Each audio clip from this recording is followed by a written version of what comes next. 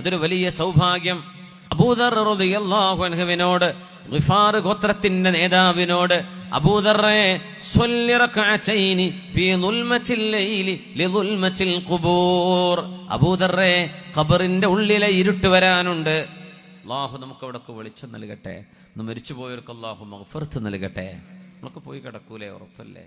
ഒരു സംശയമില്ലല്ലോ. മണ്ണ് പോയി കിടക്കും. ഉറപ്പുള്ള വീട് അത് മാത്രമേ ഉള്ളൂ. അവിടെ നമ്മൾ പോകുന്നുള്ള കാര്യം ഉറപ്പാണ്. അവിടെ ഇരുട്ടാണ്. സ്വല്ലി റക്അതൈനി ഫീ ദുൽമത്തിൽ ലൈൽ, അബൂദർറെ എല്ലാവരും കിടന്നുറങ്ങുമ്പോ രാത്രിയുടെ ഇരുട്ടിൽ നിങ്ങൾ 2 റക്അത്ത് സുന്നത്ത് തഹജ്ജുദ് നിസ്കരിക്കണമേ.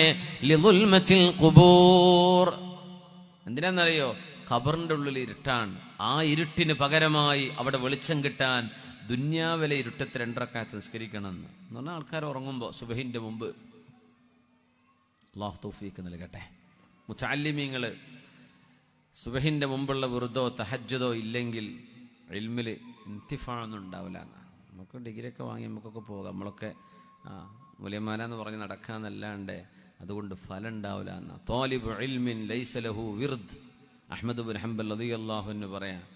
ഒരു മുതഅല്ലിം അഹ്മദ് എന്നവരുടെ റളിയല്ലാഹു തആല അഹ്മദ് ബിൻ ഹംബൽ റഹ്മത്തുള്ളാഹി അലൈഹി ഇമാമുൽ മുഹദ്ദിസീൻ വീട്ടിലേക്ക് ഒരു ശിഷ്യൻ പാർക്കാൻ വേണ്ടി വന്നപ്പോൾ ഒരു ജഗ്ഗിൽ വെള്ളം കൊണ്ടുപോയി കൊടുത്തു.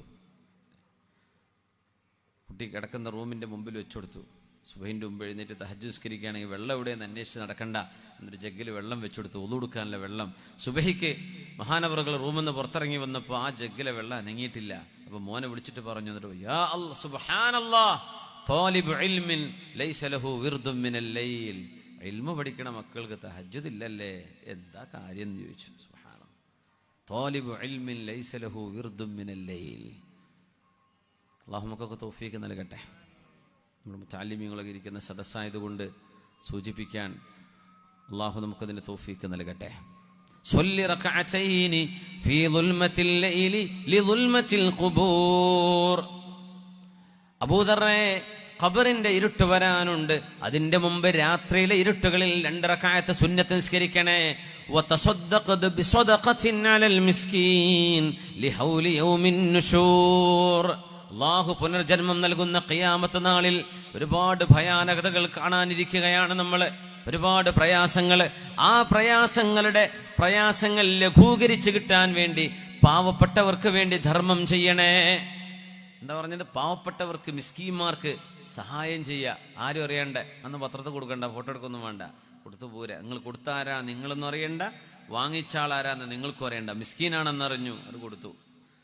തസദ്ദഖ് ബിസദഖത്തിൻ അലൽ മിസ്കീൻ ലിഹൗലി യൗമിൻ നുശൂർ. നമ്മുടെ കുട്ടികൾ ബക്കറ്റായിട്ട് വരുന്നുണ്ട്, അതൊരു സ്വതക്കയാണ്. നല്ല ഒരു സ്വതക്ക കൊടുക്കുക. നമ്മുടെ ഈ സ്ഥാപനത്തിന്റെ നടത്തിപ്പിലേക്കൊക്കെ നിങ്ങളുടെ സഹായം എപ്പോഴും വേണം. വീട്ടിലൊക്കെ വല്ല കല്യാണോ ഫംഗ്ഷനോ ഒക്കെ ഉണ്ടാവുമ്പോഴേ നമ്മൾ പറയാം, പണ്ടൊക്കെ അങ്ങനെയല്ലേ, എത്തിങ്ങാനിലെ കുട്ടിക്ക് നമ്മളെ വക ചോറ്. അപ്പോൾ നമ്മൾ വീട്ടിലൊക്കെ കല്യാണമൊക്കെ ഉണ്ടാകുമ്പോൾ ഒരു 10 കിലോ നമ്മൾ ദാറുൽ ഇർഷാദിലേക്ക് കൊടുക്കുക. കുട്ടികളും സന്തോഷത്തോടെ ഭക്ഷണം കഴിക്കട്ടെ, എന്താ റാഹത്തായിരിക്കും അല്ലേ?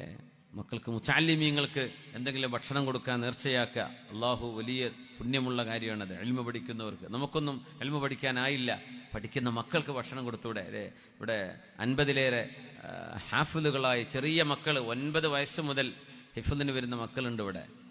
മാഷാ അല്ലാഹ്. 200 മുതഅല്ലിമീങ്ങൾ വേറെയും. അപ്പോൾ അല്ലാഹു തആല ഇതിനോടൊക്കെയുള്ള സഹകരണം വലിയ അമലായിട്ട് അല്ലാഹു സ്വീകരിക്കും. അല്ലാഹു സ്വീകരിക്കട്ടെ. صل ركعتين في ظلمة الليل لظلمة القبور وتصدق بصدقة على المسكين لهول يوم النشور. പരിശുദ്ധ റസൂലുള്ളാഹി